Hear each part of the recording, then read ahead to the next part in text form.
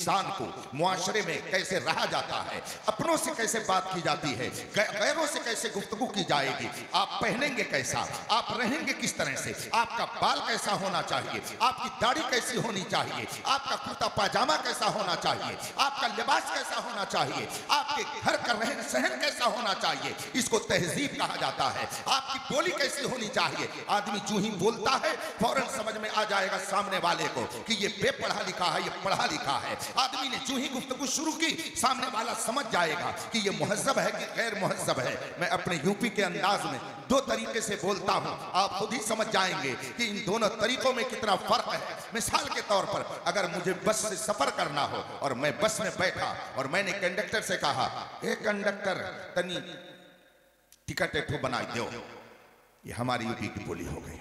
सुनने वाले सुन लेंगे और समझ जाएंगे कि मौलवी साहब पढ़े लिखे कम है। अगर ये पढ़े लिखे होते तो दूसरे ढंग से बोलते। इतने में एक शख्स आया, उसने कहा कंडक्टर साहब जरा टिकट बनाइए।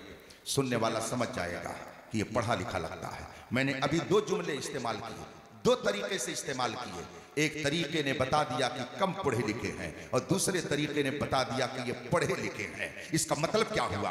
आदमी की बोली से पता चलता है कि आदमी की तहजीब कैसी है। आदमी के उठने बैठने से पता चलता है कि आदमी की तहजीब कैसी है। आदमी की रफ्तार और गुफ्तार से पता चलता है कि आदमी की तहजीब कैसी है। मिलने से पता चलता है, मुआशरे में उठने बैठने से पता चलता है कि आदमी की तहजीब कैसी है। इस्लाम ने बेहतरीन अकीदा दिया, ऐसा अकीदा दिया कि पूरी कायनात में उससे बेहतर कोई अकीदा नहीं हो सकता है। इस्लाम ने वो अकीदा दिया कि जिस अकीदे की बुनियाद पर हमने इंसानियत के जौहर को पहचान लिया। ये एक सजदा जिसे तू गिरा समझता है, 1000 सजदों से देता है आदमी को निजात। ये अकीदा इस्लाम ने दिया।